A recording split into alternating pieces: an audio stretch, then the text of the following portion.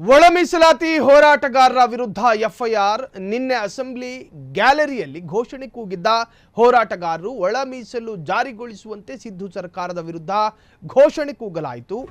ಮಾದಿಗ ಸಮುದಾಯದ ನಾಯಕರಿಂದ ಸದನದಲ್ಲಿ ಘೋಷಣೆಯನ್ನ ಕೂಗಲಾಯಿತು. ವಿಜಯ್ ಕುಮಾರ್, ಸುರೇಶ್, ವೇಣುಗೋಪಾಲ್, ವಿಜಯ್ ಶೇಖರ್, ಸತ್ಯೇಂದ್ರ ಕುಮಾರ್, ರಾಜರತ್ನಂ ಸೇರಿ ಹಲವರ ವಿರುದ್ಧ ಎಫ್ಐಆರ್ ದಾಖಲಾಗಿದೆ. ಸದಾಶಿವ ಆಯೋಗ ವರದಿ ಜಾರಿ ಮಾಡುವಂತೆ ಘೋಷಣೆಯನ್ನ ಕೂಗಲಾಗಿತ್ತು.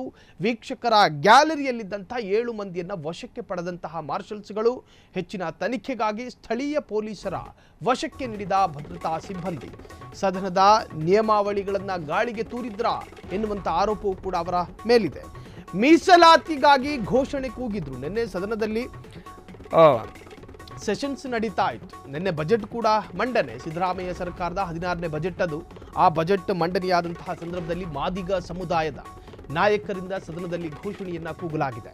ಸಿದ್ದು ಸಚಿವ ಸಂಪುಟದಲ್ಲೇ ಸಾಕಷ್ಟು ಆ ಸಮುದಾಯಕ್ಕೆ ಸೇರಿದಂತಹ ಸಚಿವರುಗಳಿದ್ದಾರೆ. ವಿಜಯ್ ಕುಮಾರ್, ಸತ್ಯೇಂದ್ರ ಕುಮಾರ್, ರಾಜರತ್ನಂ ಸೇರಿ ಹಲವರ ವಿರುದ್ಧ ಎಫ್ಐಆರ್ ದಾಖಲಾಗಿದೆ. ಇಲ್ಲಿ ನೋಡಿ, ಸದನ ಅಂತ ಹೇಳಿದ್ರೆ ಒಂದು ಸೆಷನ್. ಆ ಸೆಷನ್ ನಡೆಯುವಂತಹ ಸಂದರ್ಭದಲ್ಲಿ ಯಾವುದೇ ವ್ಯಕ್ತಿಯನ್ನು ಅರೆಸ್ಟ್ ಮಾಡುವ ಹಾಗಿಲ್ಲ, ಅಥವಾ ಪೊಲೀಸರು ಕೂಡ ಸದನದ ಒಳಗೆ ಬರೋ ಹಾಗಿಲ್ಲ. ಅಲ್ಲೊಂದು ನಿಯಮಗಳಿದ್ದಾವೆ.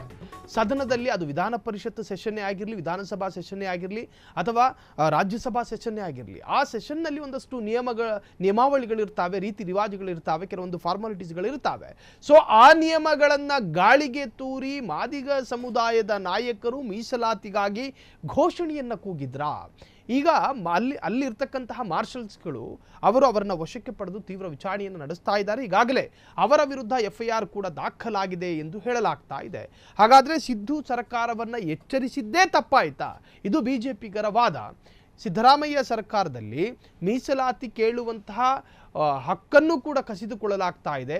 ಈಗ ಅವರ ಮೇಲೆ ಎಫ್ಐಆರ್ ದಾಖಲಾಗಿರ್ತಕ್ಕಂತಹದ್ದು ಶಾಂತಿ ಭಂಗ ಉಂಟು ಮಾಡುವ 7 ಮಂದಿ ವಿರುದ್ಧದ ಕೇಸ್ ಎಂದು ಹೇಳಲಾಗ್ತಾ ಇದೆ. ಒಟ್ಟಾರೆ ಸದನ ನಡೆಯುತ್ತಿರುವಾಗ ಘೋಷಣೆ ಕೂಗಿದ ಆ ನಾಯಕರನ್ನ ಈಗಾಗಲೇ ಪೊಲೀಸರು ವಶಕ್ಕೆ ಪಡೆದು ವಿಚಾರಣೆಯನ್ನ ಮಾಡ್ತಾ ಇದ್ದಾರೆ.